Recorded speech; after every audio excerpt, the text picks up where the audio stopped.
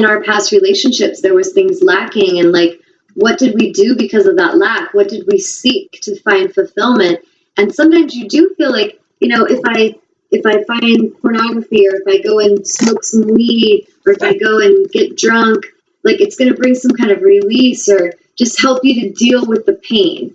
And in truth, it doesn't help you deal with the pain. And that's what, Ron discovered in his past before we met.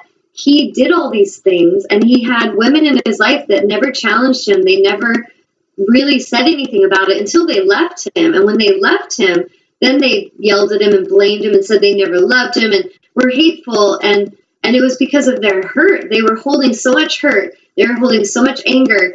So much unspoken truth was held inside of them that they were angry. He was angry. They weren't even connecting, but they had this appearance of a relationship. And so many humans are doing this right now. This is what they call love. It's so not love.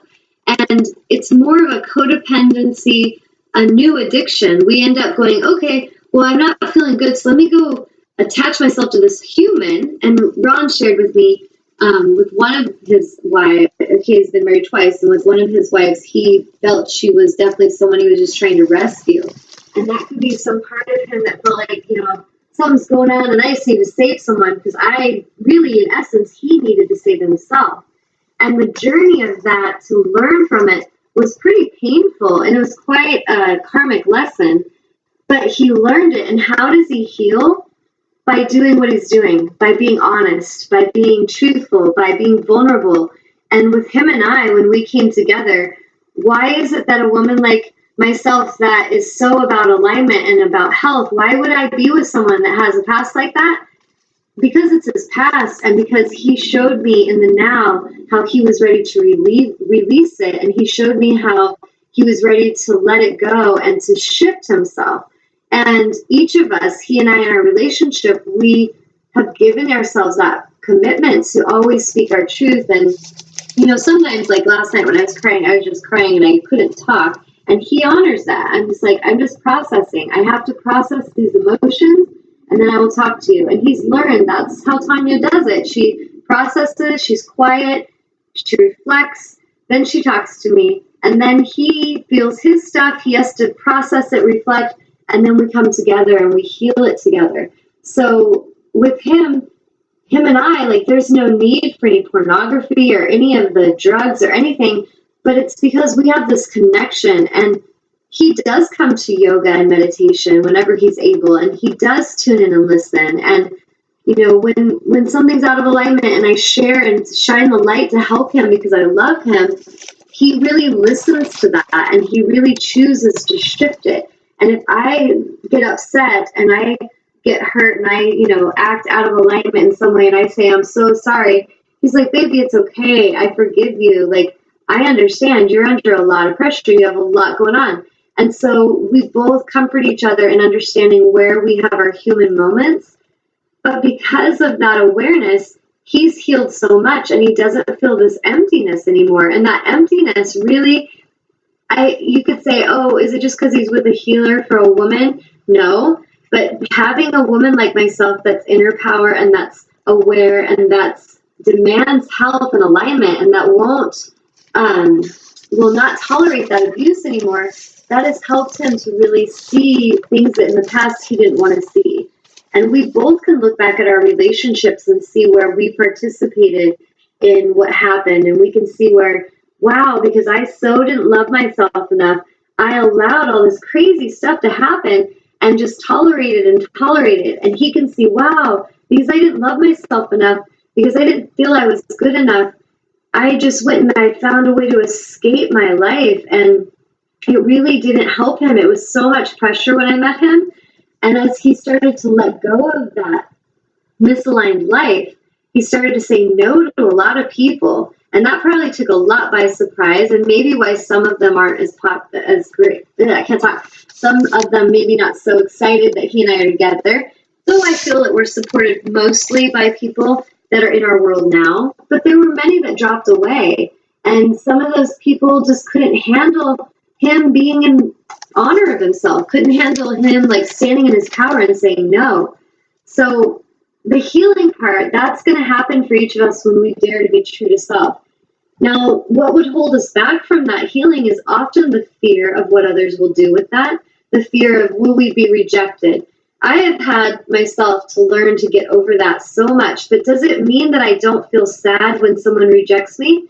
Of course I feel that sadness. I feel the energy of hate. If I'm near hatefulness, I feel it. If I'm near someone and they're being superficial and they're not being true, I feel it. But does it mean that I can't feel okay about myself because of it? No. And it used to. It used to feel terrible to be around that. I used to take it so personally. But now I can just be like, wow, like that's just where they are. And they're just withholding love. And it's a missed opportunity for love. But I don't need to lose myself because of it. But it doesn't mean that I won't feel it. And I feel like we need to be healthy. A healer is not perfect, meaning like we're this God that is all knowing, all perfect. We're still in a human incarnation, and that human experience means that we're going to feel things. And so as Ron starts to shift and come into his alignment, he's going to feel more and more tuned into source. More and more good is going to happen for him. Just like as I'm tuned in, more and more good will happen for me. But if tension comes into our home, if tension comes around us, we're still going to be aware of it. And it may disrupt the energy for a little bit. And that's when we need to, I think I read to you, or maybe it was one of my healing classes, this channeling from the High Council of Orion, where it's talking about being at the top of the surface of the water and the waves are crashing. And a lot of us live right there in that drama. We are addicted to that drama. And so to get out of that drama, we have to dive deeply. We dive below the surface. If you go into the water and you dive down below, it's calm, it's quiet down there. And this is where you can discover all the truth and the wisdom. But so many of us, we don't dive down, we don't go deeper, and we just stay in the ripples and the waves crashing. And I have observed with loved ones that I love so much, how they will be doing so well in their path of alignment, and then they will just shoot right back over to the drama. And it's interesting to observe. It's a little bit sad to observe with the ones you love because you do get impacted by their choices. But it's just interesting, like, wow, they're doing so well. They were loving themselves, and now they just left that again to go back in the distraction, to go back and go and let the ones that have hurt them do it again. And you know what? I did it too. And this is where I can have great empathy and compassion because it takes this journey of self-love and self-nurturing and coming back again and again and diving deeply again and again. And this is why I encourage each of you to come to that place of daily meditation, because you will awaken your power. You will remember your soul mission. You will heal your body. You will understand the cause of the sickness. You will understand the reason the humans don't connect with you. You will know source. You will know truth. You will powerfully create miracles and magic. And you will know that it's all coming from that connection with source and that this energy will never end. All the fear will fall from your life because when you're in alignment with source, you know that all that is for your highest good is coming in. Oh, yeah. All that is no longer serving is falling away. It's as predictable as the ocean tide. The tide comes in, the tide goes out. It's the same with our life force. Our energy, our life, energy will flow away when it's no longer needed, and it will come in when it's time.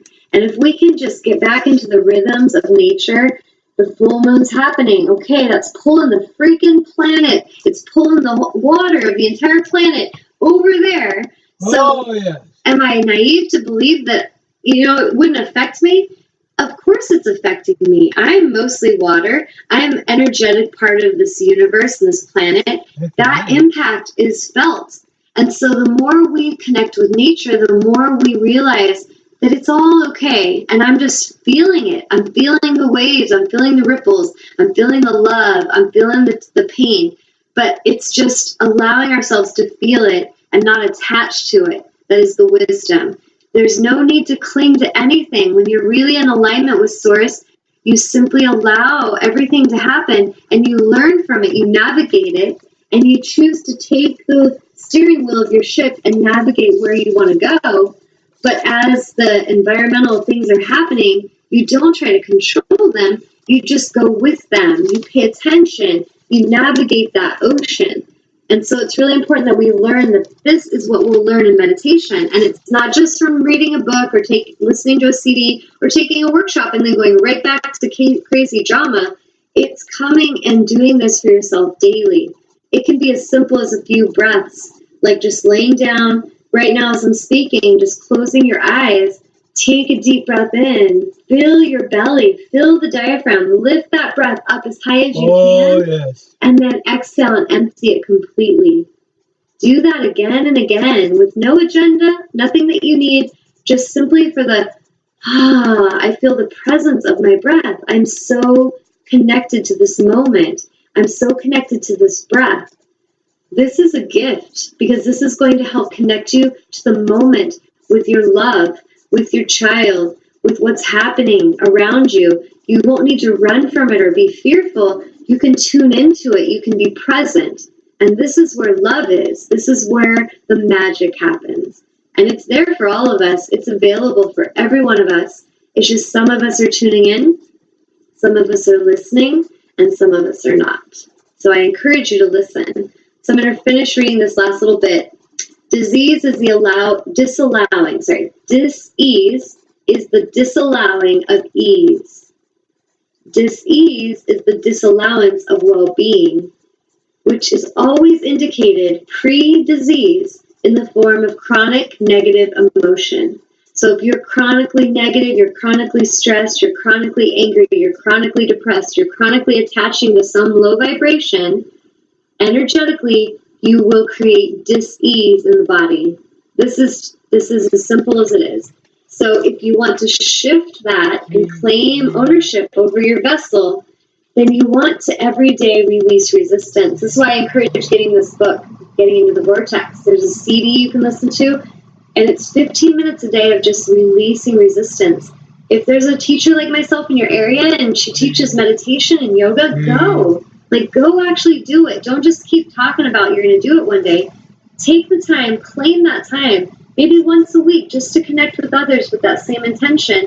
Because that teacher, what my students say they love about coming is that it holds them accountable. It helps them, you know what, I've got someone tuning in with me, and she kind of gives me guidance to keep me remembering who I am through the week. This is really helpful for many of you until you're in that place where you totally know how to do this very powerfully, till you totally feel confident and in alignment. It's helpful to have a guide guiding you, reminding you of who you are. And you want to show them honor. You want to show yourself honor by showing up. Really show up and do the work. Because you're going to have to eventually. We all have the same journey to travel. And some of us wander around for a while. But it's going to be that day that comes where we all come back to alignment. So I encourage you to just stick to the path.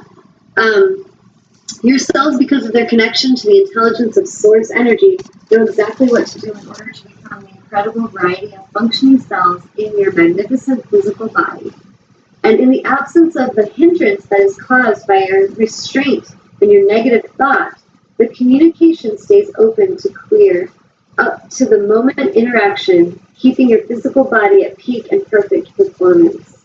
So just that time of being still and releasing resistance is coming back to wholeness and using affirmations like I am whole, I am healed, so much more powerful than I am, a chronic sufferer of whatever. I am struggling with this. I am an alcoholic.